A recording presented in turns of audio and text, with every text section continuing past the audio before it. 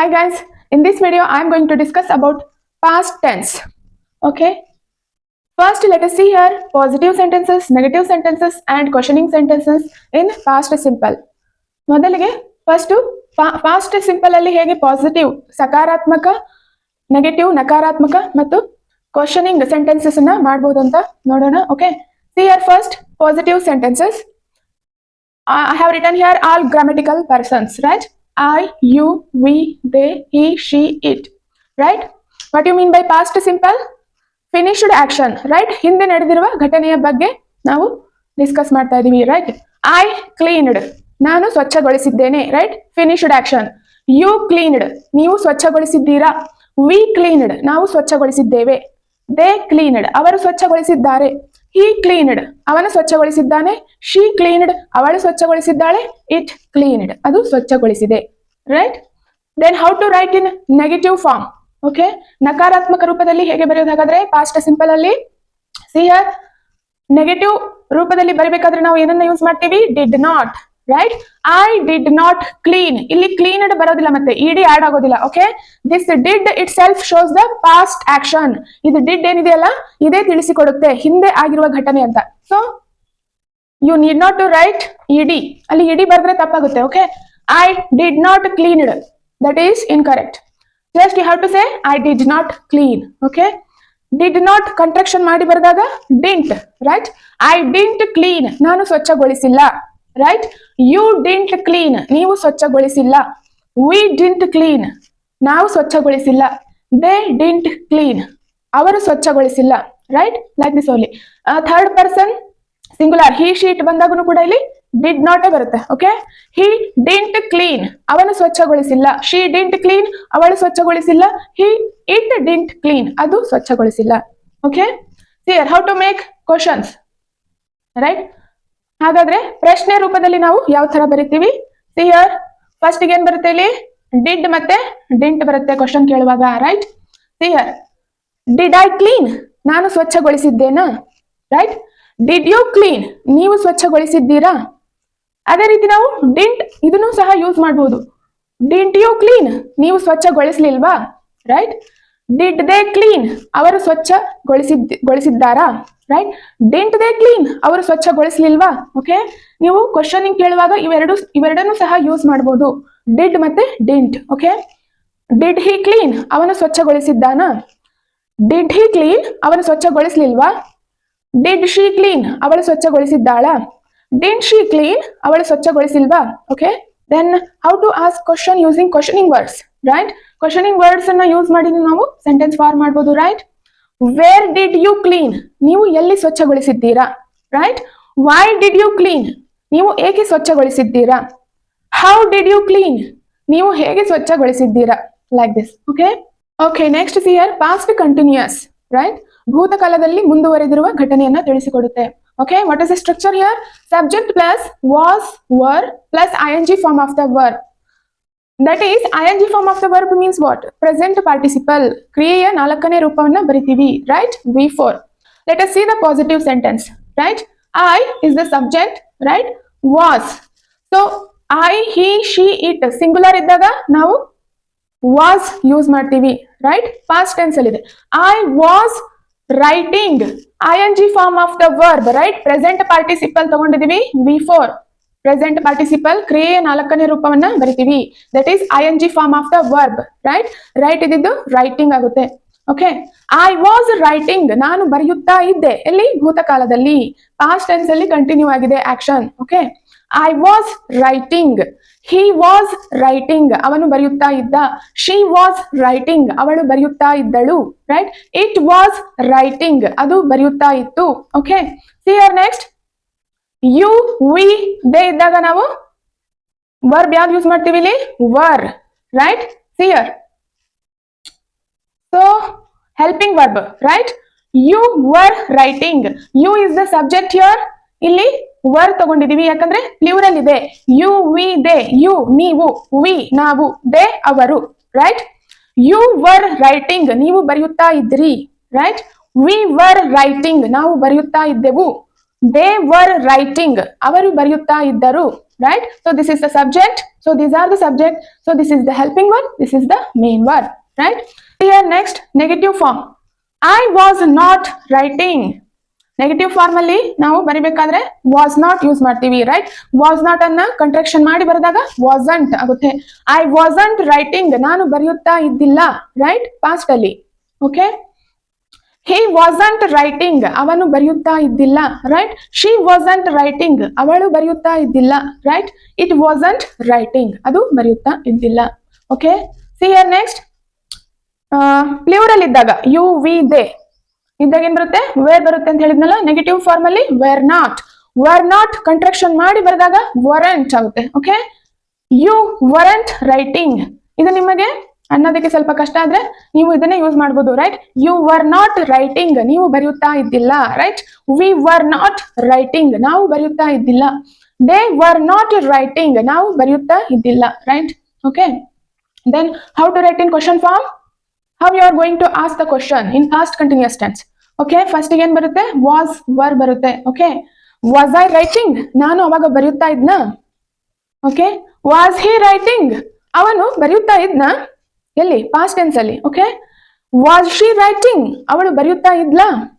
was it writing? ಅದು ಬರೆಯುತ್ತಾ ಇತ್ತಾ? Okay, were you writing? ನೀವು ಬರೆಯುತ್ತಾ ಇದ್ರಾ? were we writing? ನಾವು ಬರೆಯುತ್ತಾ ಇದ್ವಾ? were they writing? ಅವರು ಬರೆಯುತ್ತಾ ಇದ್ರಾ? Okay, you can also make a question sentence using questioning words, right? Question words. Where, right? Where was he writing? ಅವನು ಎಲ್ಲಿ ಬರೆಯುತ್ತಾ ಇದ್ದನು, right? Where was she writing? ಅವಳು ಎಲ್ಲಿ ಬರೆಯುತ್ತಾ ಇದ್ದಳು?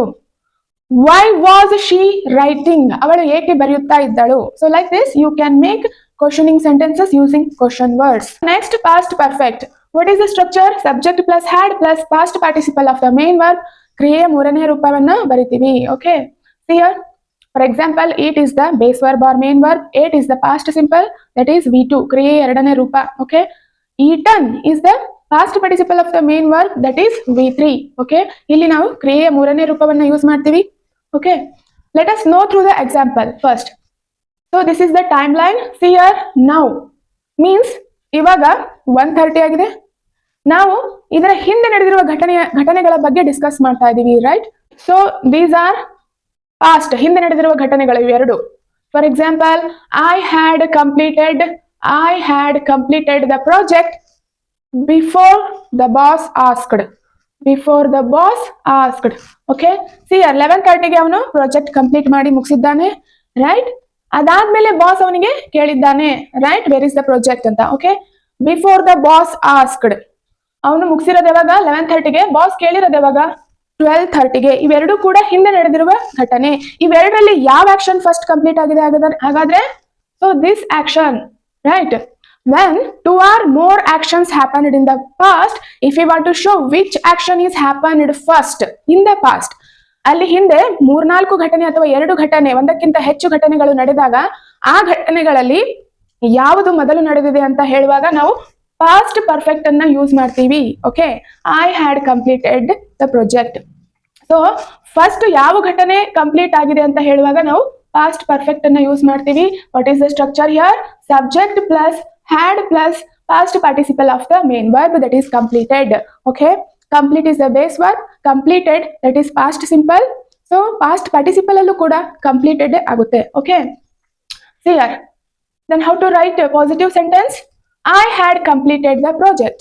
Okay, ನಾನು ಪ್ರಾಜೆಕ್ಟ್ ಅನ್ನ ಮಾಡಿ ಮುಗಿಸಿದ್ದೇನೆ ಟೀಚರ್ ಬರುವ ಮುಂಚೆ. Okay, when the teacher arrived, I had completed the project, right? You had completed the project, ನೀವು ಪ್ರಾಜೆಕ್ಟ್ ಮಾಡಿ ಮುಗಿಸಿದ್ದೀರಾ, ರೈಟ್? ವಿ ಹ್ಯಾಡ್ ಕಂಪ್ಲೀಟೆಡ್, ನಾವು ಪೂರ್ಣಗೊಳಿಸಿದ್ದೇವೆ, ರೈಟ್? ದೇ ಹ್ಯಾಡ್ ಕಂಪ್ಲೀಟೆಡ್, ಅವರು ಪೂರ್ಣಗೊಳಿಸಿದ್ದಾರೆ. ಹಿ ಹ್ಯಾಡ್ ಕಂಪ್ಲೀಟೆಡ್, ಅವನು ಪೂರ್ಣಗೊಳಿಸಿದ್ದಾನೆ, ರೈಟ್? ಈ ಎಲ್ಲ ಗ್ರಾಮ್ಯಾಟಿಕಲ್ ಪರ್ಸನ್ಸಿಗೂ ಇಲ್ಲಿ ಪಾಸ್ಟ್ ಪರ್ಫೆಕ್ಟ್ ಅಲ್ಲಿ ಹ್ಯಾಡ್ ಬರುತ್ತೆ. Okay, then how to write in negative form? Had not, right? Had not ಅನ್ನ ಕಂಟ್ರಾಕ್ಷನ್ ಮಾಡಿ ಬರೆದಾಗ ಹ್ಯಾಡಂಟ್ ಆಗುತ್ತೆ, right? I hadn't completed. When the boss asked, I hadn't completed. Okay, here I hadn't completed the project before the boss asked. So boss ಕೇಳಿದಾಗ ನನ್ನ project complete ಆಗಿರ್ಲಿಲ್ಲ ಅಂತ ಅರ್ಥ. Okay, you hadn't completed, ನೀವು ಪೂರ್ಣಗೊಳಿಸಿಲ್ಲ. We hadn't completed, ನಾವು ಪೂರ್ಣಗೊಳಿಸಿಲ್ಲ. They hadn't completed, he hadn't completed, she hadn't completed, it hadn't completed. Next, how to write in question form. First ಗೆ ನಾವು had ಬರ್ತೀವಿ, right? Had I completed, ನಾನು ಪೂರ್ತಿಗೊಳಿಸಿದ್ದೀನಾ ಅಥವಾ ಪೂರ್ಣಗೊಳಿಸಿದ್ದೇನಾ? Had you completed, ನೀನು ಪೂರ್ತಿಗೊಳಿಸಿದ್ದೀಯಾ, right? ಅಥವಾ ಮಾಡಿ ಮುಗಿಸಿದ್ದೀಯಾ? Had V completed, ನಾವು ಪೂರ್ತಿಗೊಳಿಸಿದ್ದೀವಾ? Had they completed, ಅವರು ಪೂರ್ಣಗೊಳಿಸಿದ್ದಾರಾ? ಹ್ಯಾಡ್ ಹಿ ಕಂಪ್ಲೀಟೆಡ್, ಅವನು ಪೂರ್ಣಗೊಳಿಸಿದ್ದಾನಾ? ಹ್ಯಾಡ್ ಶಿ ಕಂಪ್ಲೀಟೆಡ್, ಅವಳು ಪೂರ್ಣಗೊಳಿಸಿದ್ದಾಳ? Okay, then how to use question words. Where had you completed, ನೀನು ಎಲ್ಲಿ ಪೂರ್ಣಗೊಳಿಸಿದ್ದೀಯಾ? Where had you completed? Okay. Where had he completed, ಅವನು ಎಲ್ಲಿ ಪೂರ್ಣಗೊಳಿಸಿದ್ದಾನೆ, right? How had she completed, ಅವಳು ಹೇಗೆ ಪೂರ್ಣಗೊಳಿಸಿದ್ದಾಳೆ ಅಥವಾ ಮಾಡಿ ಮುಗಿಸಿದ್ದಾಳೆ? Like this. See here next, past perfect continuous. Let us see through the timeline. Okay. See here we are talking about two past actions. ಎರಡು ಹಿಂದೆ ನಡೆದಿರುವ ಘಟನೆಗಳ ಬಗ್ಗೆ ಮಾತನಾಡ್ತಾ ಇದ್ದೀವಿ. See the example. It had been lightning all the day before it started to rain. ಮಳೆ ಶುರುವಾಗುವ ಹಿಂದಿನ ದಿನವೆಲ್ಲ ಮಿಂಚು ಇತ್ತು. ಓಕೆ, ಈ ಹಿಂದೆ ನಡೆದಿರುವ ಒಂದು ಘಟನೆ ಕಂಟಿನ್ಯೂ ಆಗಿದೆ. ಎಲ್ಲಿ ತನಕ ಕಂಟಿನ್ಯೂ ಆಗಿದೆ? ಮಳೆ ಶುರುವಾಗುವವರೆಗೂ ಕಂಟಿನ್ಯೂ ಆಗಿದೆ. Okay, during this period. Okay, ಇಲ್ಲಿಂದ ಹಿಡಿದು ಇಲ್ಲಿಯ ತನಕ, from this time to this time. Okay, ಒಂದು ಹಿಂದಿನ ಘಟನೆ ಇನ್ನೊಂದು ಘಟನೆ ನಡೆಯುವವರೆಗೂ ಕಂಟಿನ್ಯೂ ಆಗಿದೆ ಅಂತ ಹೇಳುವ ಸಂದರ್ಭದಲ್ಲಿ ನಾವು ಪಾಸ್ಟ್ ಕಂಟಿನ್ಯೂಸ್ ಟೆನ್ಸ್ ಅನ್ನ ಯೂಸ್ ಮಾಡ್ತೀವಿ. Okay, see here what is the structure. Subject plus had plus been plus ing form of the verb, that is V4. ಕ್ರಿಯೆ ನಾಲ್ಕನೇ ರೂಪವನ್ನ ಬರೀತೀವಿ, ಅದಕ್ಕೆ ಏನಂತ ಕರೀತಾರೆ? Present participle. Okay, then how to write in positive. I had been eating before the train started. Okay, ನಾನು train start ಆಗುವವರೆಗೂ ತಿಂತಾ ಇದ್ದೆ ಅಂತ ಅರ್ಥ. Okay, you had been eating, ನೀವು ತಿನ್ನುತ್ತಾ ಇದ್ರಿ. We had been eating before the train started, ನಾವು ರೈಲು ಸ್ಟಾರ್ಟ್ ಆಗುವವರೆಗೂ ತಿಂತಾ ಇದ್ವಿ. Okay, they had been eating, he had been eating, she had been eating, it had been eating. Okay, then how to write in negative form. I had not. Okay, had not ಬರುತ್ತೆ negative form ಅಲ್ಲಿ. Had not ಅನ್ನ contraction ಮಾಡಿ ಬರೆದಾಗ hadn't. Okay, I hadn't been eating before the train started.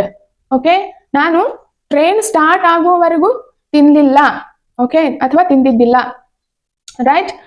We hadn't been eating, he hadn't been eating, like this. Next, how to write in question form. First again ಬರುತ್ತೆ, had ಬರುತ್ತೆ, right? Had I been eating, ನಾನು ತಿಂತಾ ಇದ್ನ. Okay, had you been eating, ನೀವು ತಿನ್ನುತ್ತಾ ಇದ್ರಾ?